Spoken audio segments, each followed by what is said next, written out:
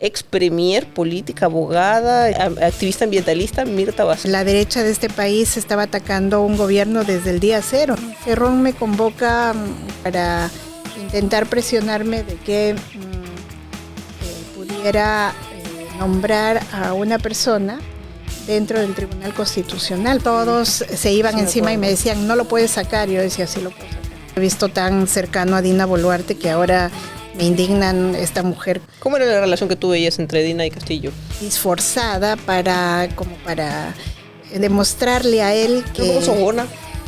Sí, en pocas palabras es eso. Sí, es que el presidente confiaba mucho en ella. Me decía, pero ya le preguntaba a la doctora Dina qué piensa. ¿Y ahora qué opinas de Dina? Con lo fuerte que puede sonar esto, pero me cuesta creer en ella como ser humano. Que la gente joven ya le tiene mucho miedo a la política.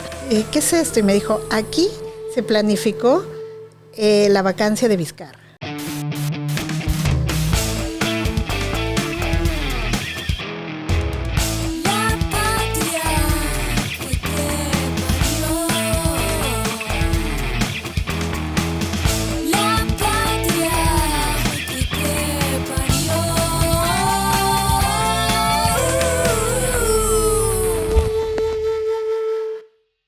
Hola, ¿cómo están? Bienvenidos, bienvenidas a un nuevo episodio de su podcast, La Patria que te parió. Mi nombre es Carolina Silva Santisteban.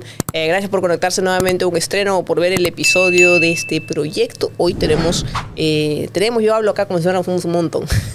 Tengo una invitada muy especial que yo sigo hace mucho tiempo en redes y estaba tratando de contactarla. He tenido que estoquear un poco sus contactos, a los contactos en común para poder contactarla y estoy muy contenta de que esté aquí. Bienvenida. Ex premier, política, abogada, activista ambientalista, Mirta Vázquez.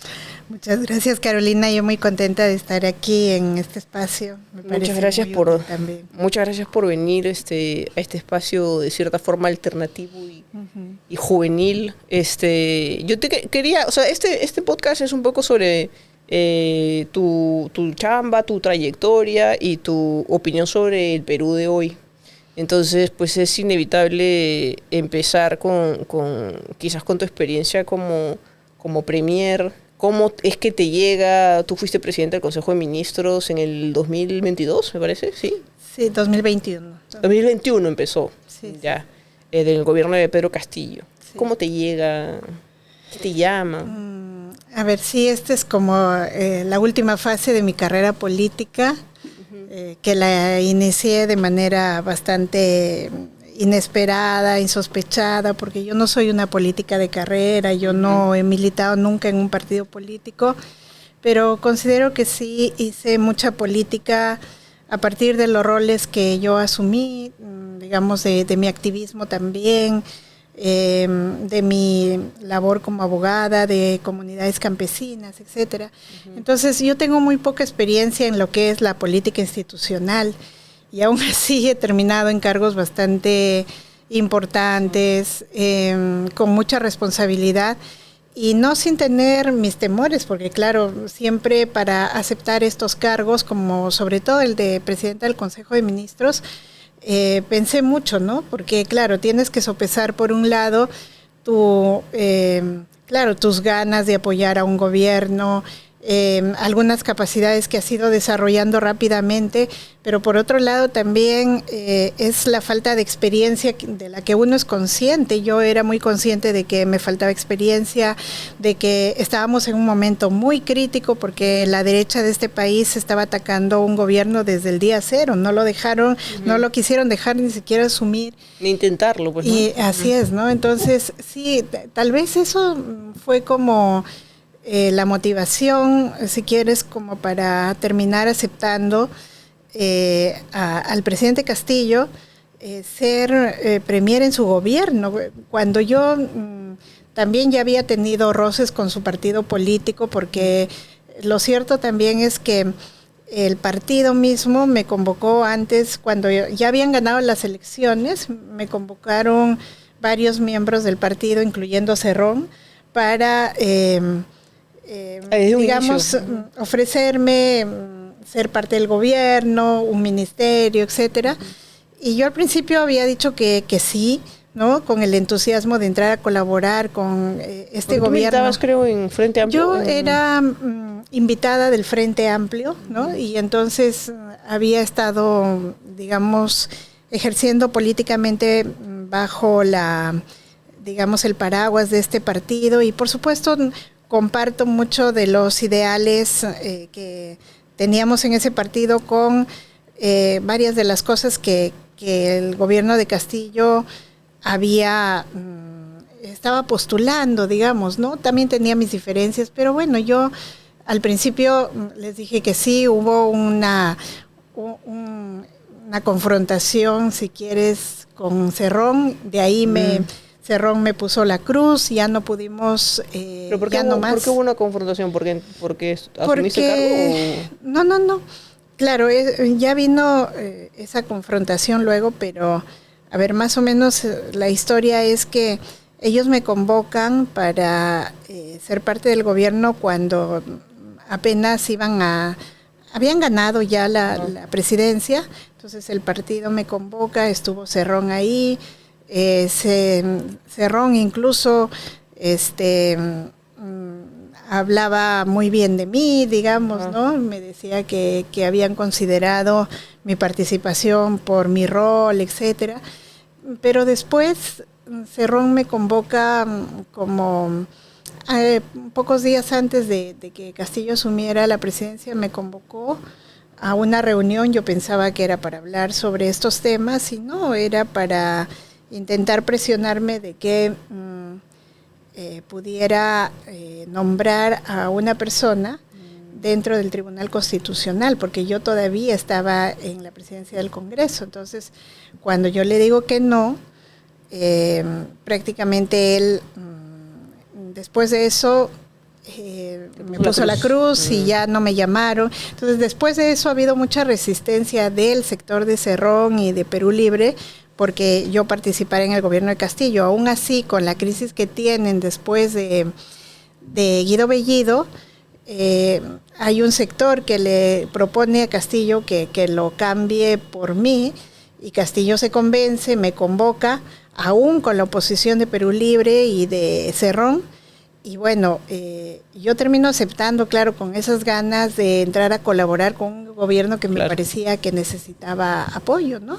Pero sí tenía toda la oposición, digamos, de ese sector cerronista. Y cuando asumes la presidencia de un gabinete que ya, de cierta manera, ya estaba formado de antes, pues, ¿no? Ya venía de otro presidente de Consejo de Ministros, de otra formación política. ¿Cómo asumes ese liderazgo? ¿Cómo te llevabas con los ministros?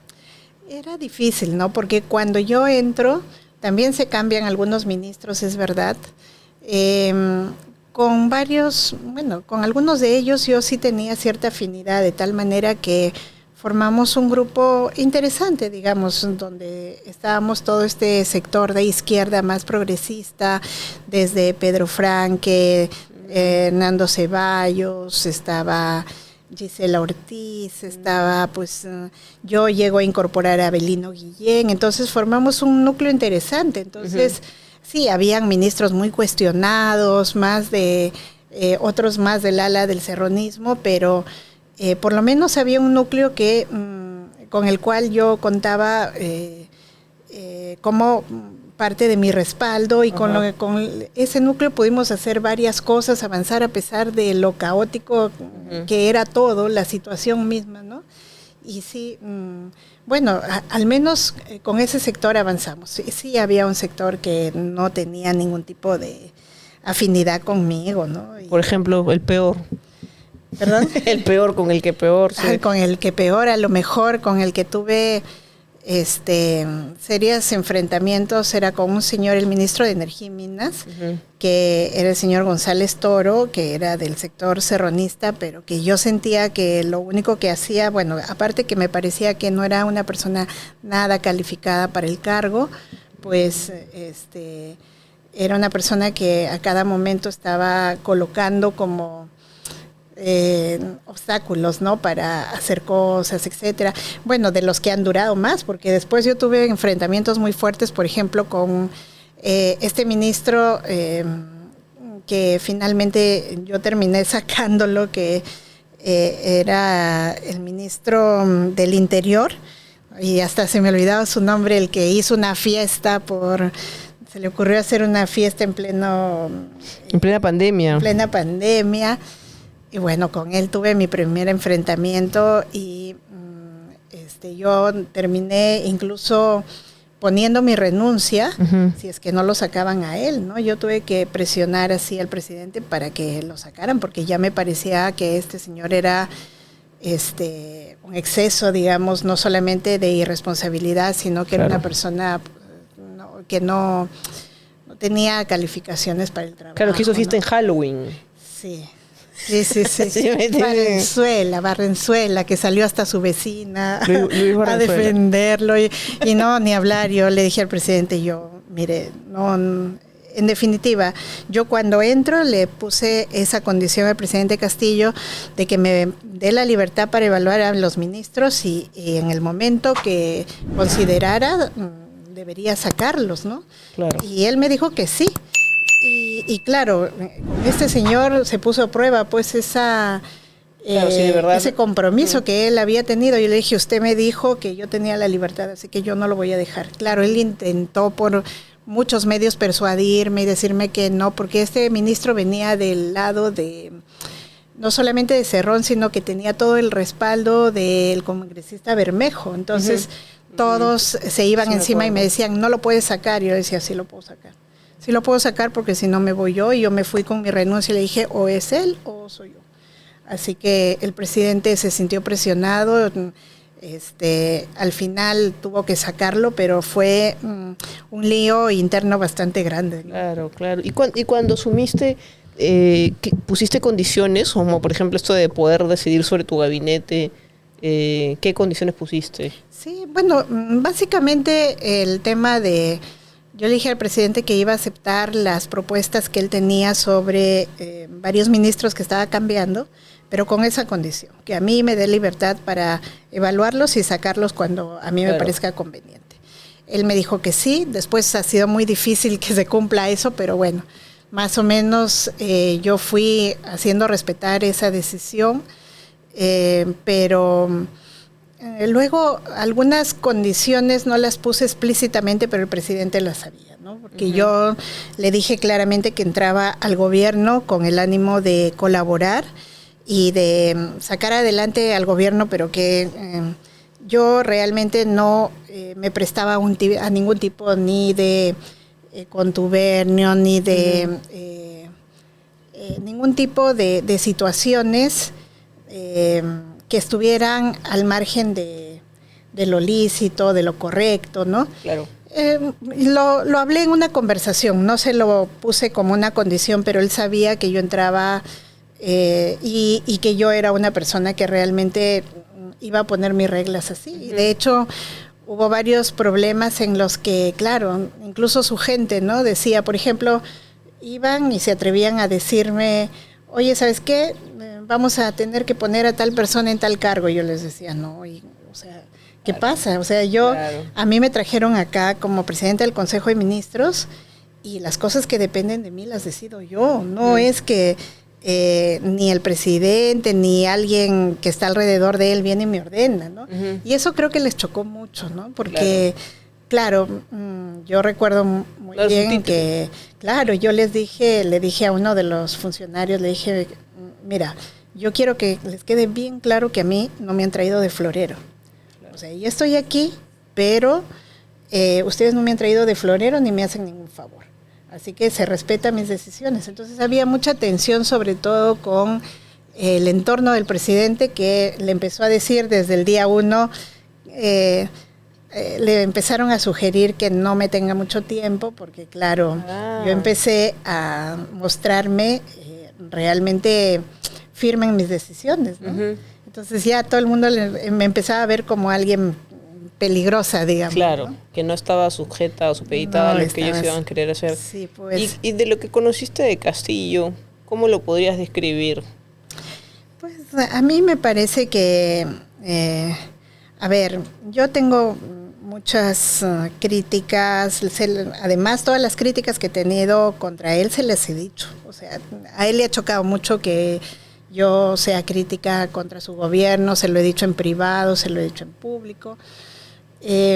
Igual no me parecía una mala persona, pero sí me parecía una persona que tenía varios componentes que en un cargo así se vuelven peligrosos, ¿no? O sea, tenía su componente de ingenuidad, tenía su componente de muy confiado en ciertos sectores que además no eran los adecuados para él, ¿no? Entonces se rodeaba de muchos grupos, ni siquiera de un grupo específico, sino que tenía como un sobreasesoramiento de varios grupos. Entonces tú escuchabas, está el grupo de los chiclayanos, está el grupo de los chotanos, el grupo de los serronistas. Entonces siento que ahí él no tenía manejo.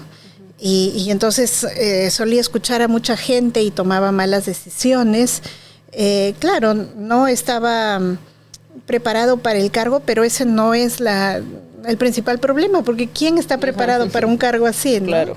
Me parece que habían más bien componentes de ingenuidad y a veces también de querer hacer las cosas sin sobredimensionar el espacio donde estaba, ¿no? Porque yo creo que él sí se creyó en algún momento el tema de que tenía el poder, y en realidad cuando llegas a esos cargos no es que tienes el poder, tienes que lidiar con muchos poderes que están adentro, ¿no?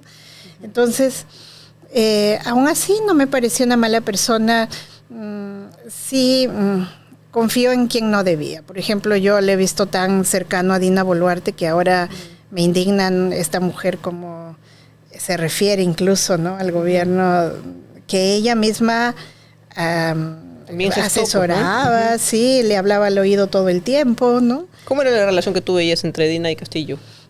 Era una relación muy cercana, de mucha confianza, Tanto así que a mí me decían, no, mira, porque yo tenía así mi tensión con el presidente y yo sentía honestamente que había una distancia con él, ¿no? Él nunca me faltó al respeto ni me habló mal, entonces yo tampoco, pero sí éramos como muy, cada uno con su posición y nunca teníamos mayor acercamiento ni confianza. Entonces había gente que me decía, pero mira, con Dina se lleva muy bien, mira, fíjate por qué Dina tiene mucha confianza con él. Pero cuando me quedé un poco fijándome en qué hacía que haya esa confianza entre el presidente y ella, a mí no me gustaba ese exceso de, a ver cómo llamarlo, ¿no? Dina era una mujer disforzada para demostrarle a él que... Un poco sobona. Sí, en pocas palabras es eso, sí, pero exageradamente. Porque yo una vez estuve, ¿no?, en un Zoom, una reunión de Zoom, no sé si estuviste tú, que yo acababa de hacer mis videos de los planes de gobierno de esas elecciones y había hecho de Castillo. Y me convocan como para que esté ahí, para que escuche, como de repente esperando que era una reunión de Zoom de mujeres de izquierda. Ajá. Y estaba Dina. Yeah. Y yo escuché hablar a Dina de Castillo y hablaba, pues, el maestro, si tú supieras cómo la gente, el profe, cómo la gente reacciona cuando le escucha, cómo lo quiere. Hablaba pues de él como... Sí, pues no, como sí, lo mejor en su vida. Entonces, muy disforzada, y además si tú lo veías yo varias veces cuento como anécdota, ¿no?, que yo despachaba con el presidente y bueno, estábamos despachando cosas, presidente, esto, lo otro, ¿no? Uh-huh. Y entraba ella y cambiaba el tono de la conversación, del espacio. O sea, el presidente conmigo era así, premier, tome esto, pero la veía ella y ella también corría, la abrazaba, se abrazaban duro y decía, presidente, y se abrazaban. Además, esos abrazos muy, muy de... Yo que he vivido mucho en la provincia y en el campo, ¿no? Sí, ajá, cuando se encuentran, se abrazan y se golpean la espalda en señal de mucho cariño, claro, ¿no? Entonces, claro, yo me quedaba mirando un poco y creo que es que el presidente confiaba mucho en ella y Y sí, genuinamente, porque a mí varias veces que teníamos que tomar decisiones críticas me decía, pero ya le preguntaba a la doctora Dina qué piensa. Siempre él la consideraba, confiaba en ella. Y ella cuando estaba frente a él era, sí, presidente, usted es lo máximo, presidente, sí, todo lo que usted diga, eso se hace, y no sé cuánto. Entonces, y a veces lo reforzaba en cosas que estaban mal. Entonces yo alguna vez he discutido con ella diciendo, Dina, ¿pero qué estás haciendo? ¿Quieres ayudar al presidente o no? Claro. Se le ayuda también diciéndole en qué se está equivocando. Como por ejemplo, ¿recuerdas algún caso? Sí, lo que más me acuerdo es, lo he contado alguna vez, es que justo para cuando al presidente se le ocurrió o alguien le dijo pues esto de hacer los consejos de ministros descentralizados. Entonces él me llama y me dice, mire, Premier, hemos pensado en hacer esto, consejos de ministros descentralizados. Entonces yo le digo, pero presidente, hay que tener en cuenta que los consejos de ministros tienen una dinámica y un objetivo, ¿no? Ahí tenemos que aprobar todos los temas de políticas, normas, etcétera, decisiones que son importantes para el Estado. Entonces, ¿cómo vamos a ir a un pueblito, por ejemplo, a hacer un consejo de ministros para que solo escuchen cómo tomamos esas decisiones que a veces no se comprenden por qué, ¿no? Vamos a generar sobreexpectativa, la gente va a esperar que hagamos algo. Entonces, ya ese consejo de ministros no va a ser consejo de ministros, tenemos que llevar otro tipo de propuestas. Entonces él dijo, no, pero es bien importante estar cerca a la gente, que no sé cuánto. Y yo le dije, mire, yo voy a consultar si eso es posible. Y me acuerdo que él quiso hacer el primer consejo de ministros descentralizados en Quillabamba.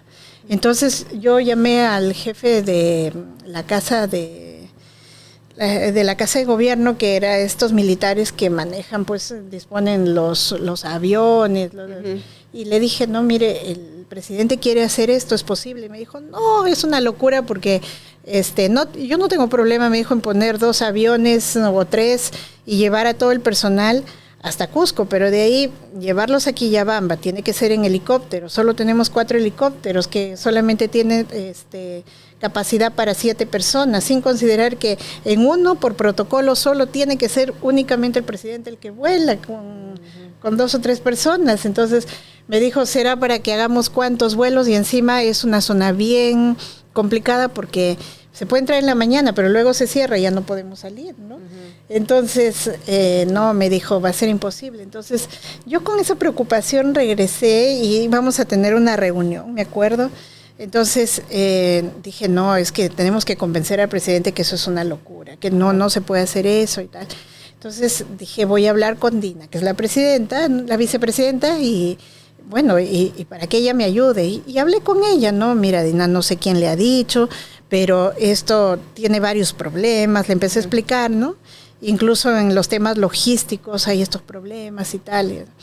Entonces ella me escuchaba y me decía, sí, pues yo no sé quién le habrá dicho, sí, pues.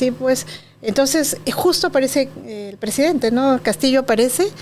Y entonces yo le digo, presidente, justo queríamos hablar con usted, mire, estamos preocupados por el tema de los consejos de ministros descentralizados, hay muchos problemas y no sé cuánto, incluso le empiezo a explicar todo, ¿no? Y él me queda mirando y la mira a Dina, y Dina me mira a mí y me dice, Mirta, acá se hace lo que dice el presidente. Entonces, realmente, yo me quedé sin piso y me quedé realmente muy molesta con ella, ¿no? Porque dije, traición. Oye, ¿qué te pasa? Claro. Entonces, después de un rato me fui, ¿no? Y le dije, oye, ¿qué te pasa, no? O sea, ¿finalmente quieres ayudar o no al presidente? Sí, si quieres ayudarlo de verdad. Nomás. Sí. Yo creo que su objetivo siempre era congraciarse con él, pero exageradamente. Yo lo he visto en unas situaciones en las que ella era exageradamente disforzada, tratando de agradar al presidente, ¿no? ¿Y ahora qué opinas de Dina? ¿Cómo crees que sea su dinámica con los... Se estará intentando congraciar también con los que están ahorita? Porque ha cambiado diametralmente lo que representaba de cierta forma, ¿no?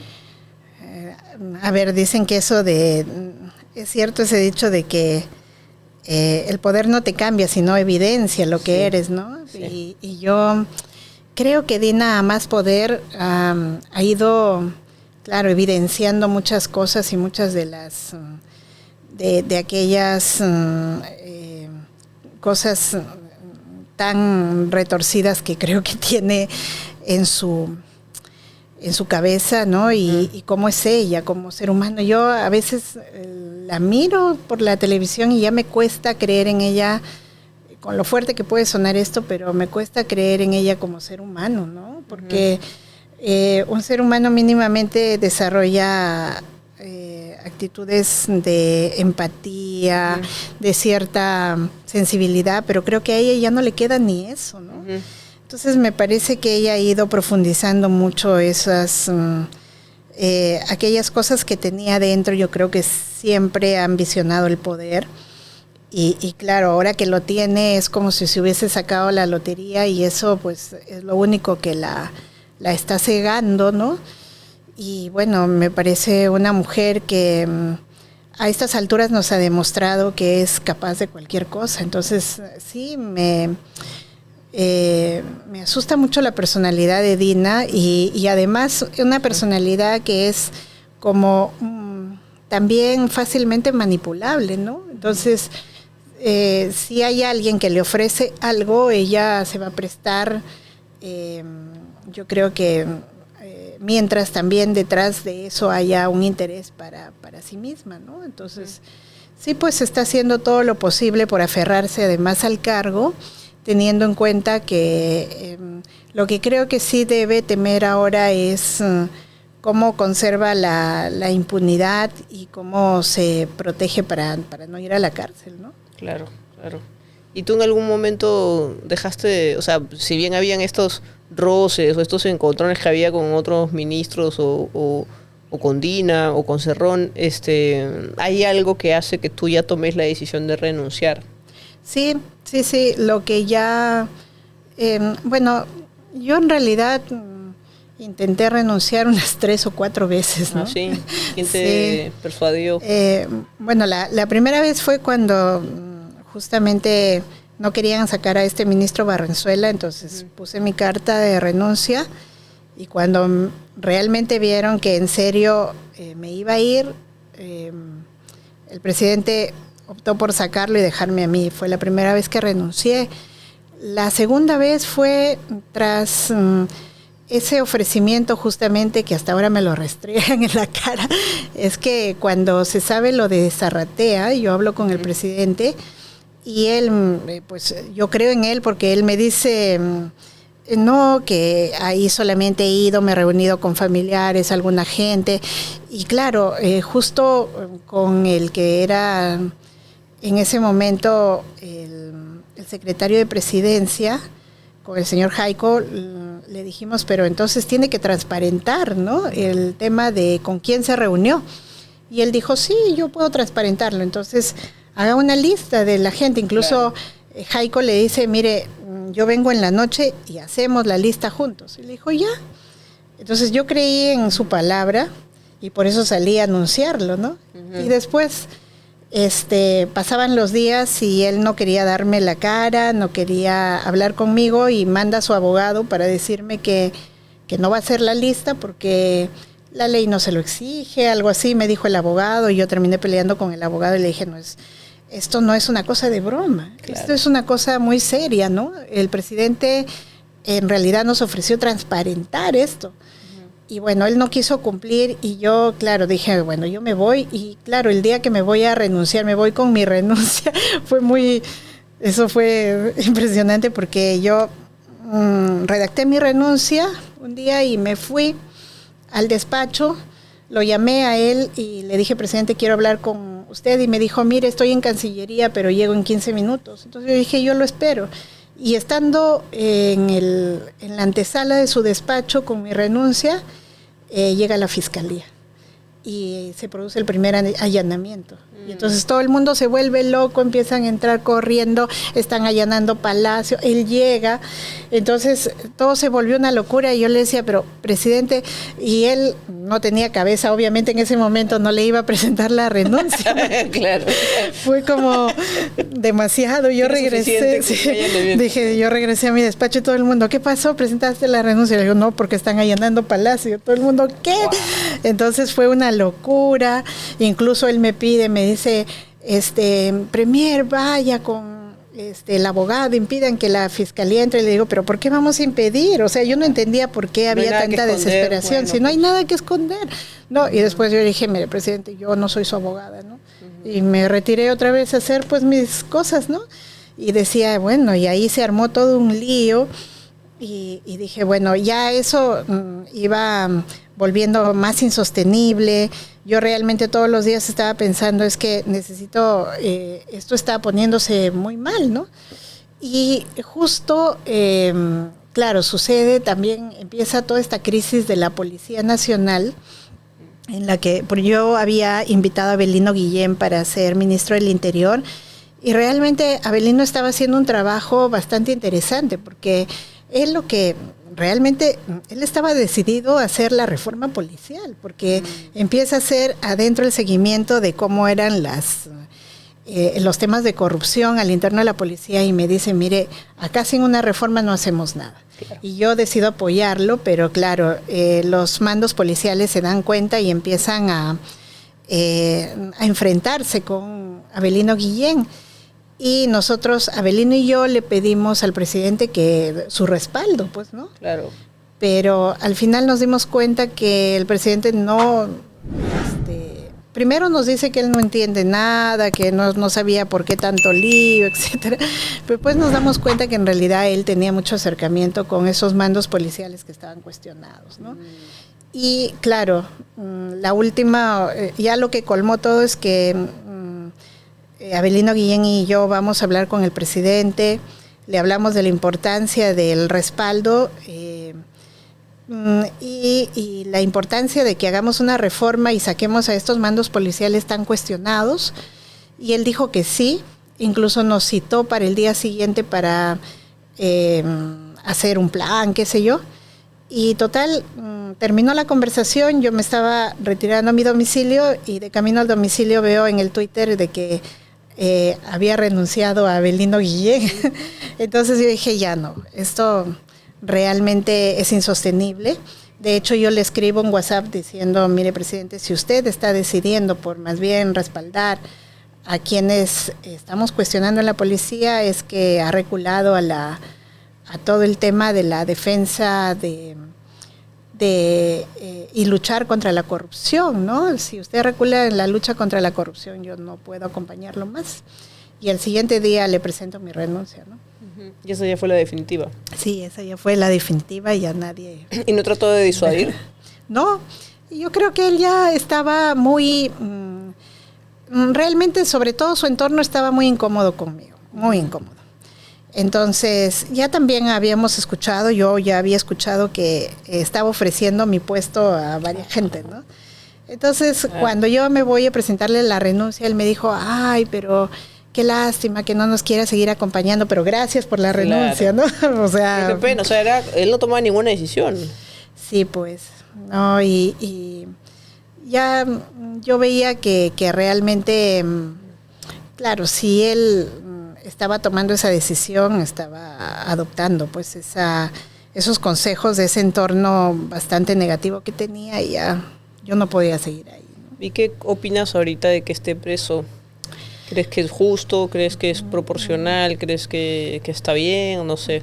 ¿Cuál es tu opinión? A ver, yo en principio con él siempre tengo sentimientos encontrados, ¿no? Porque a la vez que me parece que él no ha sido una mala persona, me parece que es alguien que bueno, desde su mirada quiso hacer las cosas y las hizo mal. Uh-huh. También a veces me molesta mucho, claro, esa falta de tino como para manejar un país, para tener la responsabilidad que se merecía un cargo como el que él desempeñaba, ¿no? Entonces hasta me dio mucha cólera que dé un paso tan terrible como el dar un golpe de Estado sabiendo que nadie lo va a apoyar, ¿no? Claro. Porque finalmente yo siento que eso nos ha empujado y nos ha llevado a donde estamos ahora, las manos de esta gente, ¿no? Que siempre esa imagen, siempre me devuelve esa imagen de un castillo tembloroso.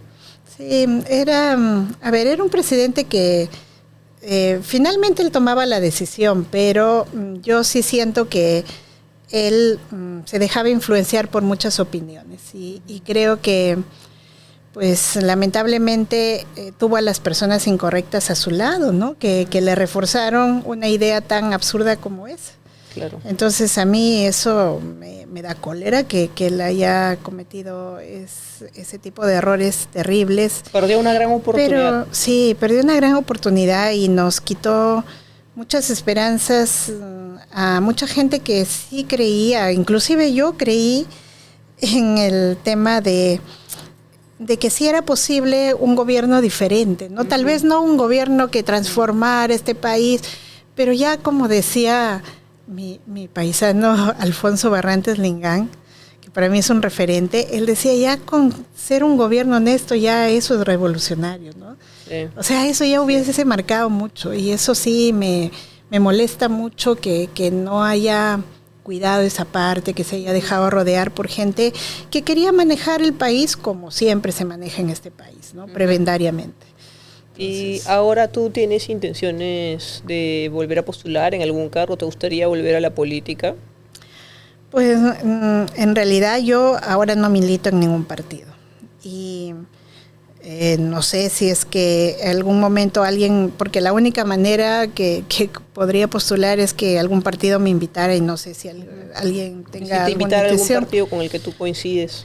Si es que me invitaran, siempre digo que personalmente a veces uno mide y ve los costos, porque este tipo de cargos, por más que te cuides, por más que seas una persona que trata de hacer las cosas bien, tiene altísimos costos, ¿no? Tiene altísimos costos, y personalmente yo preferiría huir de la política, pero es algo que te conmueve, creo que es algo que te duele. Sí.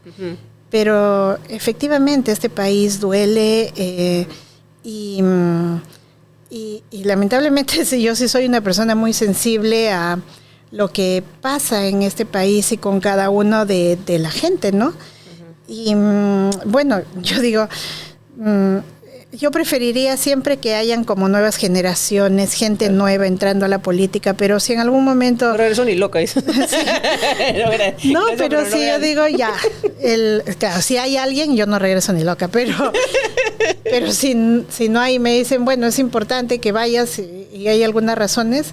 Yo a veces digo, solamente por bronca, a veces uno dice, es que hay que dar pelea, ¿no? Claro. O sea, a mí me da mucha bronca que este país siempre esté en manos de los mismos delincuentes, o sea. Como ahorita, que creo que es el peor momento. Es el peor momento. Que sale una red de prostitución. Justamente eso te quería preguntar, que seguramente ya te lo han preguntado, que hay un reportaje en el que tú contabas de una puerta secreta que habías encontrado en tu oficina, y ahorita que ha salido todo lo de la red de prostitución, todo toma sentido. Todo, exacto, todo empieza a conectarse, ¿no? ¿Cómo es eso? ¿Cómo descubres ese departamento de soltero que tenías escondido? Sí, es una cosa que a mí me impresionó mucho, ¿no? Yo, como te digo, política nueva, yo no sé cómo eran las dinámicas de quienes manejaban este país, pero una cosa que sí me llamó la atención, cuando yo llego al Congreso y me vuelvo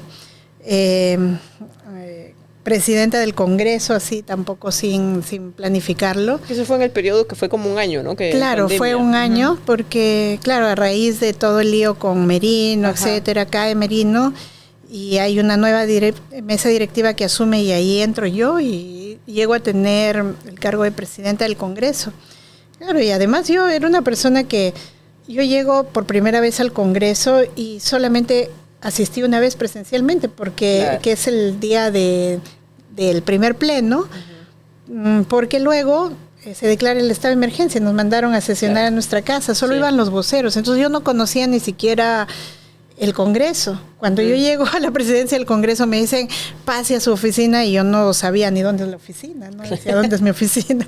Y claro, con los días yo también, para mí todo me llamaba la atención, era como no solamente los espacios, sino esa cultura tan virreinal que hay todavía en el Congreso, los parlamentarios creyéndose virreyes, ¿no? Con mínimo señores feudales, ¿no? Sí, tú no sabes lo que es ahí, ¿no? Pero llega el congresista y es casi pues un semidios, todo el mundo le rinde honores, y peor al presidente del Congreso. Yo no sabía que había tantas cosas que rodeaban al presidente del Congreso, ¿no? que los edecanes, que los carros, que las seguridades. Yo estaba profundamente impresionada y quise renunciar a la seguridad porque es muy incómodo para mí como una persona que no estaba acostumbrada a ese tipo de cosas, pero era impresionante tener que andar con 17 seguridades a todo lado, ¿no? Claro, wow. Es como, ya no tienes vida propia, privada, claro. que es mañana, tarde, noche, 24 horas. Y todas las cosas que hay todavía, somos un estado muy virreinal, con muchas formas muy extrañas, que entras, te tocan las trompetas, te rinden honores. Entonces, era muy, para mí era como, ¿qué es esto? Sí, siempre hay unos soldaditos que tocan las trompetas cuando entra el presidente del Congreso, sale el presidente, también tocan las trompetas. Y decía, miren, yo dije, ahórrense las trompetas, vayan a ayudar, no sé, en otra cosa, pero yo no necesito que nadie esté tocando cada vez que entre y salgo, ¿no? Claro. Pero ahora sí ha restaurado todo eso, o sea, es muy, tiene muchas formas muy extrañas para mí como una ciudadana común, ¿no? Y dentro de eso también en el despacho, ¿no? Yo veo el despacho que era muy bonito, elegante, todo. Y claro, llega un colega y me dice, quiero hablar contigo en privado, y le digo, bueno, hablemos, y me dice, no, pero aquí no. Porque además hay mucho de eso que se dice que te siembran micrófonos y tal, claro, ¿no? Claro. Entonces, yo le digo, ¿pero dónde? Y me dice, adentro. Y yo, ¿dónde adentro? No, mejor no voy a comentar. Entonces, empuja, o sea, detrás del despacho, del escritorio del presidente, hay una pared muy bonita de madera, y claro, y ni lo notas, pero en el costado hay una puerta. Una puerta, ¿no?, camuflada. Claro, entonces entras y hay un baño, y yo, uy, acá hay un baño, dije, ¿no? Pero detrás del baño hay una escalera caracol y te conduce a ese espacio. Entonces yo quedé como impresionada, ¿qué es esto? Que es como un departamento. Es un departamento, prácticamente tiene sala, comedor, una cocina, un espacio donde era, ¿no? Sí, donde dice que antes había una cama, pero ahora hay una cama de masajes y un mueble. Entonces yo dije, ¿qué es esto? Claro. Y todavía este colega me dijo algo interesante, ¿no? Me dijo, se rió y me dijo, ¿no conocías esto, no? Y le dije, no, ¿qué es esto? Y me dijo, aquí se planificó la vacancia de Vizcarra. Entonces yo, ¿en serio? Le dije, como que es el espacio, claro, ultra privado, para, ¿no? Confabular, para crear cosas. Para, claro. Sí, pues, ¿no? Y entonces, y claro, yo empecé a explorar, ¿no? Y tenía las características de un departamento para soltero, ¿no? Y en la cocina solo había como de menaje, copas de todo tipo, copas para champán, pisco, vino, ¿no? Y decía, ¿pero qué hacen acá? Y bueno, ya, y luego la gente que trabaja adentro me contaban 1000 historias, pero a mí no me consta nada de eso. Porque después de todo, si es como una oficina secreta, habría pues una cafetera, tacitas de café, claro, ¿no? Pensado para reuniones, digamos. Para reuniones, o también a veces, cama. Por ejemplo, yo sé que por seguridad, por ejemplo, en Estados Unidos, claro, tienen ese tipo de búnkers, pero claro, lo tienen todo equipado por si, no sé, hay un atentado, el presidente se va abajo, víveres, y entonces tiene víveres y tiene, sí, claro, todo conectado, un computador, algo para que trabaje, ¿no? Pero no, yo no le veo ninguna característica de eso. Entonces, sí, habían muchas historias sobre el tema, pero a mí no me consta, como te digo. Ahora, yo dije, bueno, en algún reportaje sí me pareció pertinente que la ciudadanía sepa, claro, que así está. Por si acaso hay. Por si acaso. No me imaginé que luego iban a haber escándalos, pero creo que sí hay que transparentar incluso esas cosas que parecen absurdas. Ahí nadie me hizo caso, ¿no? Pero yo dije, por si acaso, acá yo encontré un espacio. Además, mi reclamo además fue porque yo encontré ese espacio y bueno, dije, ahí está ese espacio. No, yo no lo he usado para ¿Nunca nada. ¿Nunca lo usaste? Nunca un ratito que querías dormir así. No, solo una vez que me necesitaron poner inyectables me bajaron. Pero bueno, pero yo me acuerdo que lo que sí un día pregunté, porque yo tenía mis 2 hijos chiquititos, ¿no? Y entonces a mí se me vino el mundo porque, claro, era irme casi 24 horas al Parlamento, ¿no? Claro. Y mis hijos querían estar conmigo. Y yo pregunté, ¿y dónde es la guardería acá? Porque se me ocurrió llevar a mis hijos y me dijeron, no, guardería no existe. Entonces, claro, mi reclamo era eso. O sea, sí hay un departamento, claro, tienen las trompetas, tienen este lugar que parece un espacio para soltero, pero no hay una guardería. ¿Y qué hacemos las mujeres que trabajamos, no? Aquí, ¿qué hacen las trabajadoras? No traen a sus hijos. De hecho, teníamos problemas porque habían trabajadoras que tenían que llevar a sus niños y esconderlos prácticamente en las oficinas porque no había un espacio adecuado. Claro. Entonces, claro, mi reclamo también, y me acuerdo que yo decidí hablar sobre ese tema porque dije, sí hay este espacio, pero no hay una guardería, ¿no? O sea, es un absurdo la manera como se está administrando el Parlamento. Pero mira que ahora que ha salido todo este escándalo, es complicado, y sí se debería investigar, ¿no? Porque además, fíjate que no es, por lo que va saliendo, por ejemplo, la otra vez cuando salió esta denuncia contra Otárola de esta chica, y Asiré, algo... Sí, que tenía su... también dijo que en el ministerio había también cuarto privado, etcétera, ¿no? Y yo creo que sí, hay espacios privados en cada uno de estos lugares estatales. No solamente se debería transparentar, sino reglamentar, porque si no, estos espacios se pueden mal utilizar y pueden incluso ahí generarse situaciones como estas que se están denunciando tan fuertes. Claro, supuestamente son construidos para seguridad, ¿no? Deberían haber incluso protocolos para su uso. Protocolos para su uso, si no, pues uno no sabe quién los usa y para qué. Queda un poco evidente, en verdad, que no era para algo así. Tú trabajaste, no sé si, supongo que no fue a la vez de tu etapa en la presidencia del Consejo de Ministros, pero fuiste parte del Consejo Directivo de la Coordinadora Nacional de Derechos Humanos. Sí, años antes, ¿no? Porque yo he trabajado muchos años en Cajamarca defendiendo a comunidades y trabajaba en una institución llamada Grufides y fuimos parte de la Coordinadora de Derechos Humanos y a partir de eso fui miembro del Consejo Directivo, ¿no? ¿Y viste el caso de Máxima Acuña? Yo fui su abogada, pues.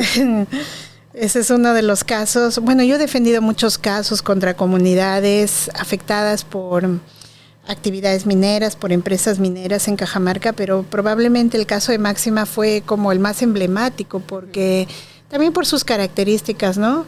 El caso de Máxima era ella una mujer campesina, indígena, iletrada, ¿no? Absolutamente empobrecida, enfrentándose con una transnacional, ¿no? Y sí, ella decidió defender su tierra y claro, al principio sufrió asuntos de agresión muy fuertes, ¿no? Porque la empresa la quiso sacar a la fuerza de su casa. Yanacocha. Entonces la golpearon, casi matan a su hija. Y a raíz de eso es que ella decide defender su tierra y me busca y nos busca a nosotros en la institución para defenderla. Entonces yo fui abogada de ella y bueno, fueron 6 años, casi 7 años de lucha. Bueno, eso fue una guerra también con la empresa, ¿no? Porque son poderes muy fuertes. Claro. ¿Y cómo terminó ese caso? Nosotros ganamos el caso, pero era un caso que legalmente parecía simple, ¿no? Porque, claro, la empresa la acusaba a ella de haber usurpado esa tierra. Uh-huh.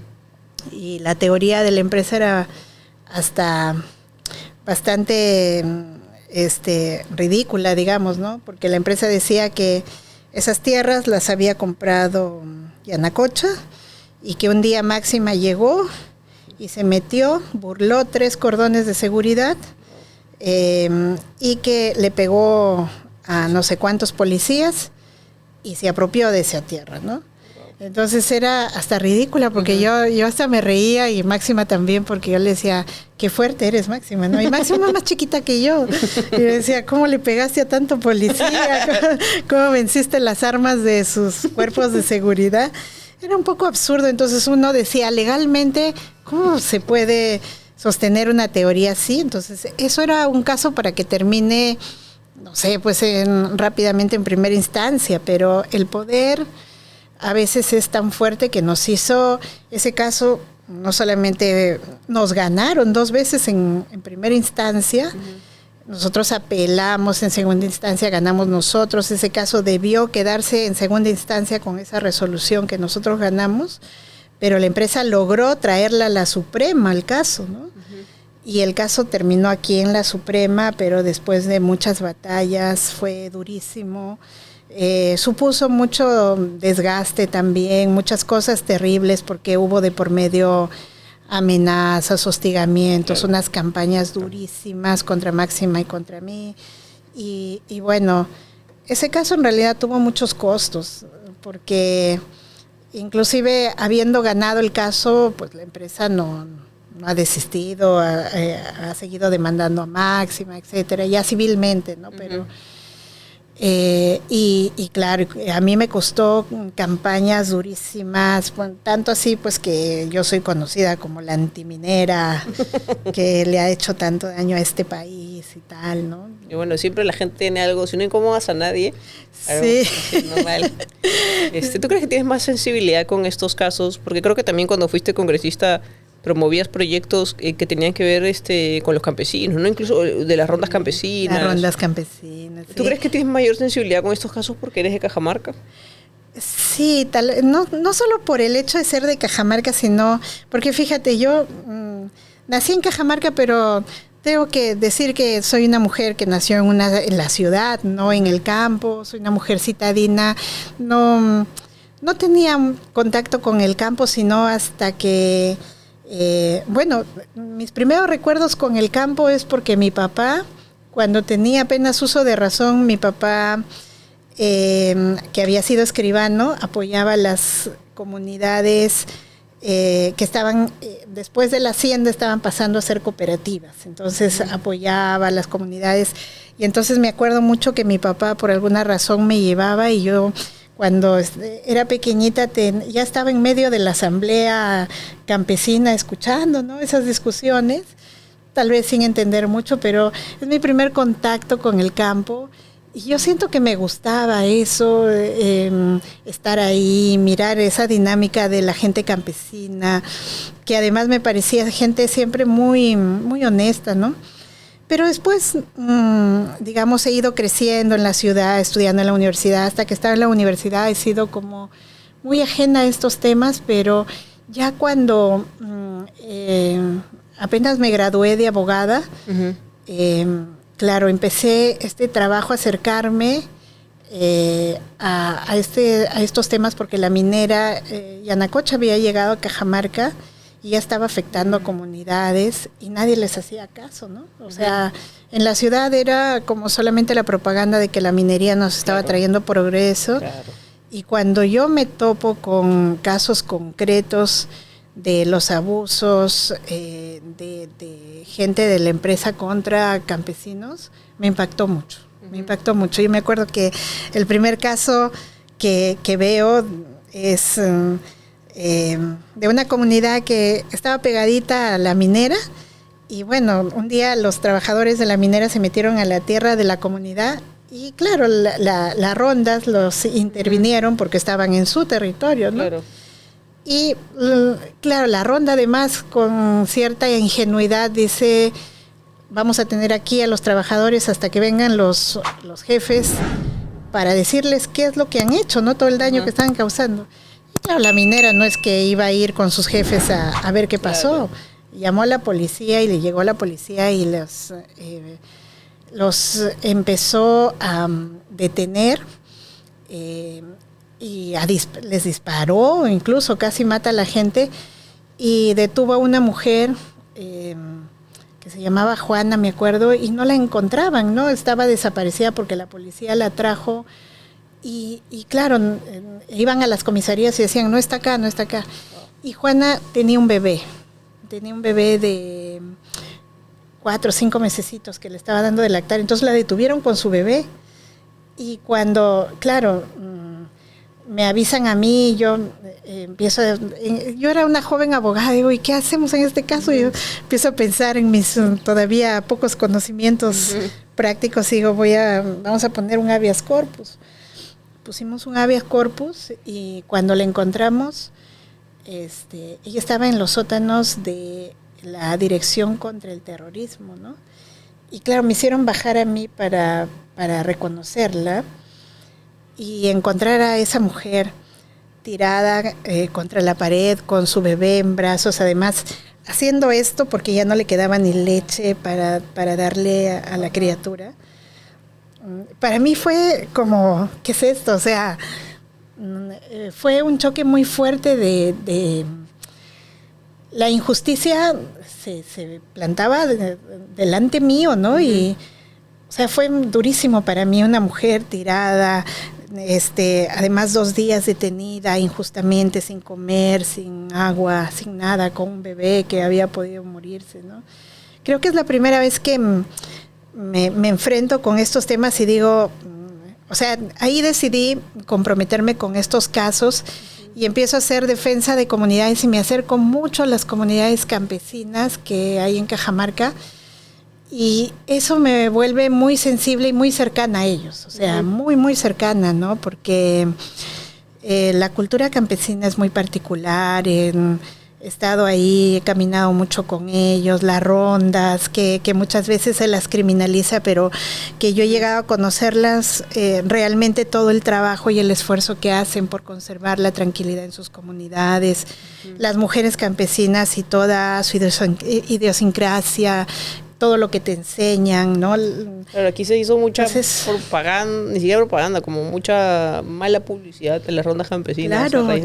Claro. Bueno, no sé si te acuerdas de este hecho de unos periodistas que fueron a Cajamarca y la ronda los intervino, pero no es porque la ronda sea pro Castillo, sino porque esa es su práctica usual. Y entonces acá salieron, me acuerdo en América Televisión salieron todos los periodistas a denunciar esto, a denunciar el secuestro. Y claro, yo veía que todo el mundo en ese momento salía a tirar piedras contra las rondas, a criminalizarlos, a llamarlos de delincuentes para abajo. Sí. Entonces yo decía, pero alguien tiene que salir a decir que eso no es así.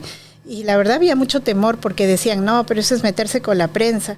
Hasta que, bueno, yo dije, bueno, yo tengo que salir a decir algo. Y claro, yo fui a una entrevista con Jaime Chincha, me parece que fue.